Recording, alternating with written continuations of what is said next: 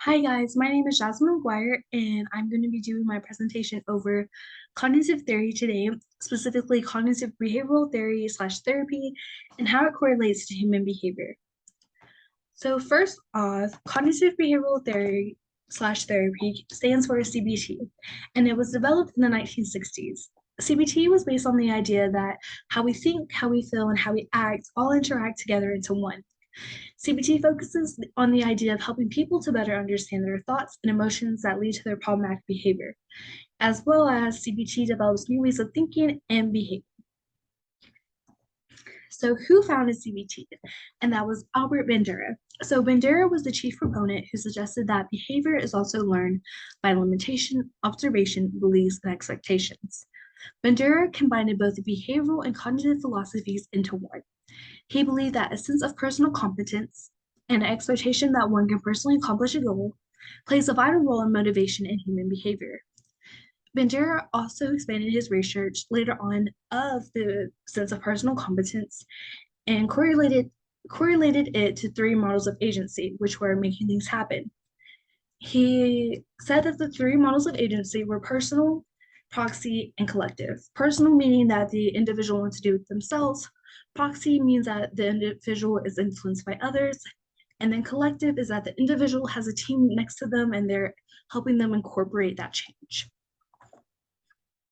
So there are a few concepts of CBT, and one of them is that research shows that the environment plays a key role in the perspective in the behavioral perspective. So that being said, the behavioral perspective searches for one environmental factor that reinforces one specific behavior, as well as CBT correlates to operant behavioral theory, and that recommends that positive reinforcement over negative reinforcement. This means that we focus on rewards rather than punishments. And whenever I was doing this research, I kind of thought of my previous job at the Youth Center of High Plains.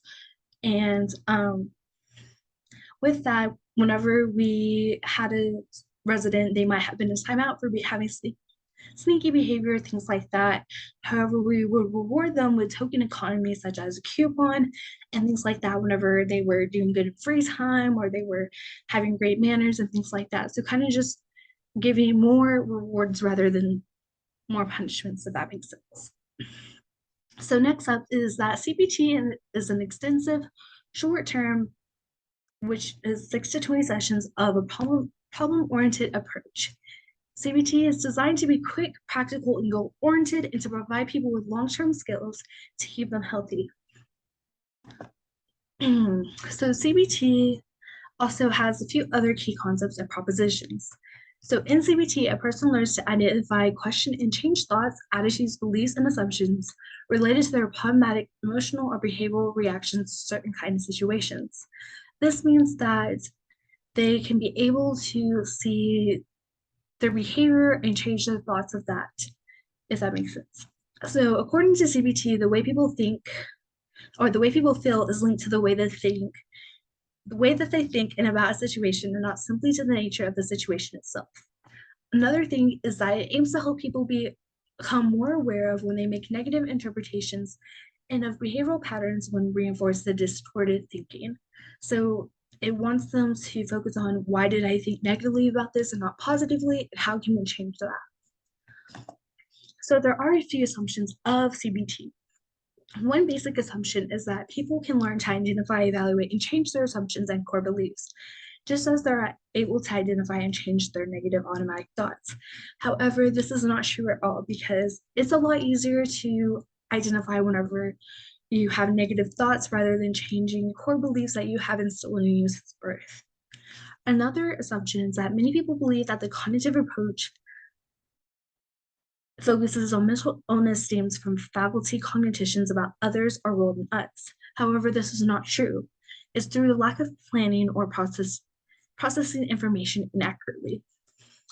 Another thing is, whenever I was doing some research, it showed that CBT, some people may have irrational assumptions, and these could be that people have no control over their happiness, that someone needs to have someone stronger than themselves to depend on, and that there's a perfect solution to fix every human being problems, which is not true.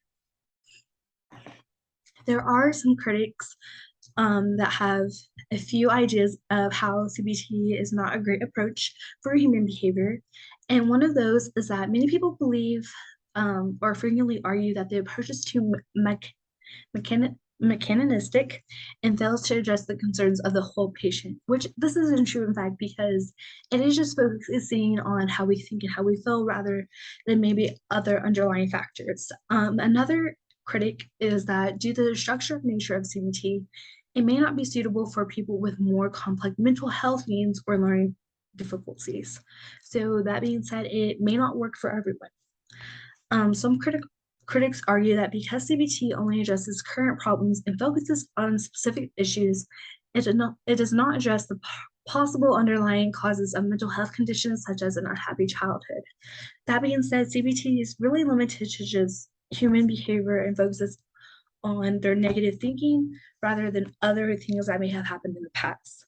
Lastly, CBT focuses on the individual's capacity to change themselves, their thoughts, feelings, and behaviors, and does not address wider problems in the systems or families. As I mentioned before, it's really focusing on just them and how they need to change rather than other previous experience that they may have occurred or other things that may occur with your family. So, some applications from CBT is through parent training programs. So, whenever I was reading the book, it mentioned that there are programs to teach parents of how to make more effective use of reinforcements to strengthen positive behaviors and weaken behaviors that are negative. And this is kind of like how I mentioned before with working at the youth center and how we would really highlight whenever a child was doing great and good with token economy, giving them lots of coupons so that they can later buy things from the coupon store, whether it be candy or headphones, things like that. And whenever they had weakened behavior, such as being sneaky or saying a cuss word, things like that. So just focusing on the good rather than the bad. And another application that I thought was I did a previous research paper of recidivism and how it correlated to cognitive behavioral therapy. So based on that is it can be an effective correctional treatment. So whenever I did my research and things like that, I found that it was really effective because it led the offenders to find the problems that led them into conflict with authorities, select their goals, generate new alternate pro-social solutions, and then implement those solutions as well. Sorry, it's been a long day, so we're having just a little trouble talking today. So lastly but not least is how does it correlate with social work values? So behavioral methods can be used to serve social work values. Whenever Bandura talked about power, he correlated that with gender roles. And he said that he noted that a person that is in a non-dominant position are vulnerable to learn helplessness, in which a person previously experienced when the environmental forces had led to low self-efficiency. So that being said, by knowing that a person may have low self-efficiency, we can be able to change their thoughts of having that negative impact of being helplessness and that they're not great enough or they have no worth and things like that, and do show them that they do have dignity and worth and how they need to have those positive thoughts and think that way. Some more things that was listed in the textbook was that behavioral perspective uses the principles of behavior modification for social work assessment and intervention. So this being said that whenever you're assessing a client, you really want to work on their behavior because sometimes it's not that easy to just automatically fix the problem. There is a step-by-step process that you need to see what's the underlying core factor of why they may be in that situation and how we can solve it. Another one is that CBT is used for behavioral methods primarily to modify undesirable behaviors of individuals. And lastly, social workers use this model to enact new behaviors of their clients like adaptive coping, reducing symptoms of major depression, and challenging clients with trauma-related beliefs, such as people that have PTSD. So overall, it really helps with social work values because it instills the human behavior aspect of focusing on how they think into a positive manner rather than a negative one, which is really helpful, especially whenever they have been through PTSD or depression or anxiety and things like that. So last but not least, here are all my references of um, this PowerPoint, just so no plagiarism, because that is never a good thing. So I really hope that you enjoyed this presentation over cognitive behavioral theory, and I look forward to seeing everybody else's videos and how they define um, their theories and how it correlated to human behavior. So thank you, and I hope you all have a great night or a great day, whatever you are watching this. Bye.